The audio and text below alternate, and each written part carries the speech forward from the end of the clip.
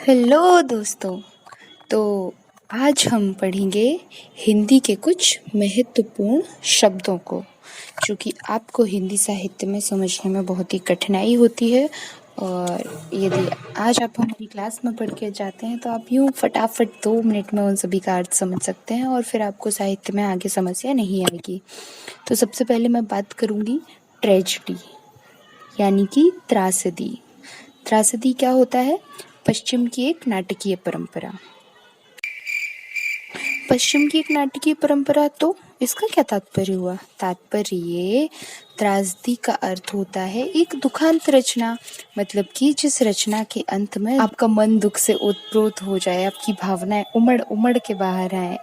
ये बात है। ऐसी रचना को हम त्रासदी कहते हैं। जैसे इसका अच्छा उदाहरण है एक गोदान। गोदान तो आप सभी ने पढ़ा ही होगा। जब उसमें होरी की मृत्यु हो जाती है तो अंदर से कितनी भावनाएं उद्वेलित होती हैं कि यार होरी को नहीं मरना चाहिए था। तो ऐसी जो रचनाएं होती हैं उनको हम दुखांत रचना कहते हैं और ये त्रासदी के अंतर्गत आती हैं। त्रासदी के महत्वपूर्ण कुछ 8 घटक होते हैं जिनके बारे में आप सभी को जानना बहुत आवश्यक है। सबसे पहले, त्रासदी का नायक कैसा होना चाहिए?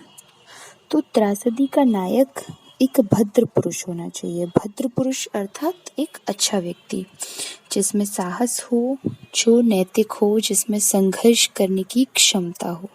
ठीक। अब बात आती है खलनायक की, क्योंकि नायक होगा तो खलनायक भी होगा। बिना इसके तो कोई रस ही नहीं मिलेगा ना, अनुभूति ही नहीं होगी रस की। तो जब तक दुख नहीं होगा तब तक सुख का अनुभव नहीं किया जा सकता। वैसे ही जब तक खलनायक नहीं होगा तब तक नायक की भद्रता का अनुमान आप नहीं लगा सकते हैं। तो खलनायक कैसा चाहिए? अभद्र। देखिए, नायक कैसा था? भद्र। खलनायक कैसा है? अभद्र। नायक कैसा था? साहसी और नैतिक। तो भाई साहब, खलनायक साहसी तो होगा पर नैतिक नहीं होगा, एकदम अनैतिक। अगर कोई कह रहा है आप सीधा चलिए तो वो टेढ़ा चलेगा। और इसका सबसे अच्छा उदाहरण मैं आपको देना चाहूँगी, राम और रावण। राम जी एक बड़े ही भद्र पुरुष हैं, अपने संघर्ष, अपने साहस और अपने नैतिकता के साथ अपनी सूझबूझ से कोई निर्णय लेते हैं। वहीं रावण एक साहसी व्यक्ति तो हैं पर वो अनैतिक है। तो इसलिए राम की पूजा की जाती है और रावण को कोई पूजता नहीं है, जबकि रावण तो उनसे भी ज़्यादा साहसी और सक्षम थे। लेकिन वही है ना, नैतिकता और अनैतिकता। चलिए अब बढ़ चलते हैं तीसरे शब्द की ओर। ये है हेमर्शिया।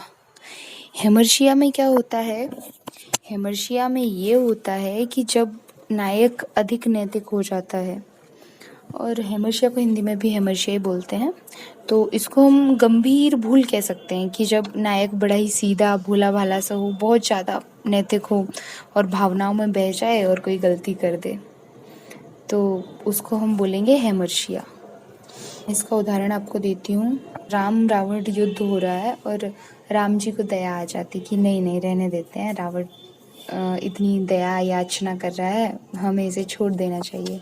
और राम जी उसको छोड़ दें, ना मारें, और रावण उठ के राम जी को एकदम से उन पर वार कर दे, तो इसको हम बोलेंगे कि ये हेमर्शिया हो गया।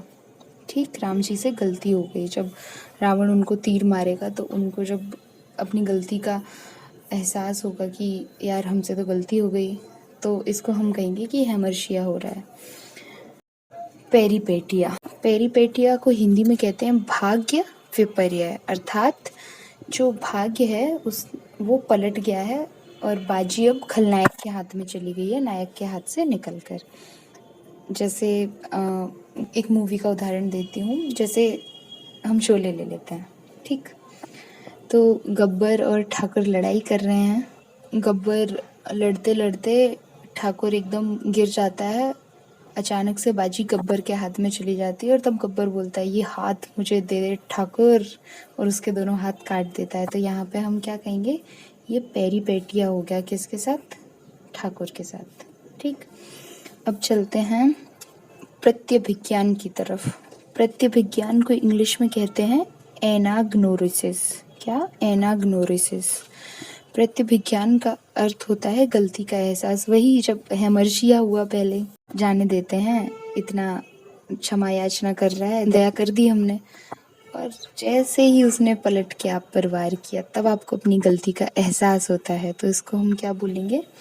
प्रत्यविज्ञान। अब एक और शब्द आता है कैथारसिस। तो कैथारसिस को हिंदी में कहते हैं विरेचन। बहुत ही फेमस सिद्धांत है अरस्तु का। विरेचन में क्या रहता है कि जो आपके मन की नकारात्मकता हो उसको किसी प्रकार से, किसी दूसरे माध्यम से बाहर निकाल देना। जैसे आप में और आपके बेस्ट फ्रेंड में लड़ाई हो गई है, बहुत जोर से लड़ाई हो गई है, भाई साहब सामने दिख गए तो मार ही डालेंगे एक दूसरे को।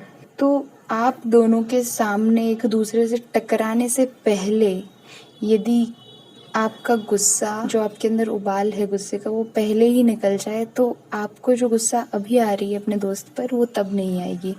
इसको हम बोलते हैं कैथारसिस हो जाना, विरेचन हो जाना। जैसे हाल ही में एक मूवी आई थी सीतारामम, हम उसका एग्जाम्पल लेते हैं। तो उसमें क्या रहता है, एक फौजी दो रहते हैं, तो एक फौजी अपने परिवार के प्रति इतना स्वार्थी हो जाता है कि वो अपने दूसरे साथी को छोड़ के चला जाता है। तो जब हम ऐसी मूवीज देखते हैं तो हमारी आंखों से आंसू निकल जाते हैं कि यार इस समय इसको इसका साथ नहीं छोड़ना चाहिए था। तो वो जो चीज़ होती है ना, उस समय हम इतना खो जाते हैं कि हमें लगता है कि हम ही ये जो नायक है वो नायक नहीं, हम खुद हैं, हमारा जीवन ये टीवी पर दर्शाया जा रहा है। तो वही चीज़ हो जाती है कि आपके अंदर की जो भावनाएं होती हैं वो उस नायक की जगह खुद को रख के आप अनुभव करते हैं, और जो आपके अंदर की दुख, कष्ट, पीड़ा, तकलीफ होती है वो आंसुओं के रूप में बह जाती हैं। कहने का तात्पर्य है कि जब लोहा बहुत ज़्यादा गर्म हो तब उस पर चोट ना करें। मतलब कि जब उबाला बहुत ज़ोर से गुस्से का आ रहा है तब आप किसी से बात मत कीजिए, अपना काम कीजिए और कोई माध्यम ढूंढिए कि अपने गुस्से को कम किया जाए। तो इससे होता क्या है, इससे होता ये है कि जो जितना गलत हो सकता था वो होने से बच जाएगा। जैसे मैं उदाहरण दूँ आपको पंचिंग बैग का। ठीक, आपको किसी के ऊपर गुस्सा आ रहा है, एक पंचिंग बैग लेके आइए, उसकी तस्वीर लगाइए, उस बैग पे दे दे दे धूम धड़ाक इतना मारिए ना उस बैग को, फिर आप देखेंगे कि आपके मन को इतनी शांति मिल रही है और आपको उस व्यक्ति से लड़ना भी नहीं पड़ा। ऐसे ही जैसे आप देखते होंगे कि लोग सड़क पर पुतले जलाते हैं, तो ये अपने मन की भावनाओं को बाहर निकालने का एक तरीका होता है, इसे हम विरेचन कहते हैं। आशा है आप सभी को आज की क्लास पसंद आई होगी और ये शब्द जो कि इतने उलझे से, टेढ़े मेढ़े से रहते हैं, वो भी आपकी समझ में आ गए होंगे। यदि आ गए हैं तो कमेंट करके एक बार बता दीजिएगा, नहीं आए हैं तो भी बता दीजिएगा, हम दोबारा प्रयास करेंगे आपको बताने का। यदि सेशन पसंद आया है तो like, comment, share and subscribe कर दीजिए। जय हिंद, जय भारत। ध्यान रखिए, एग्जाम्स पे ध्यान दीजिए। Tata, bye bye.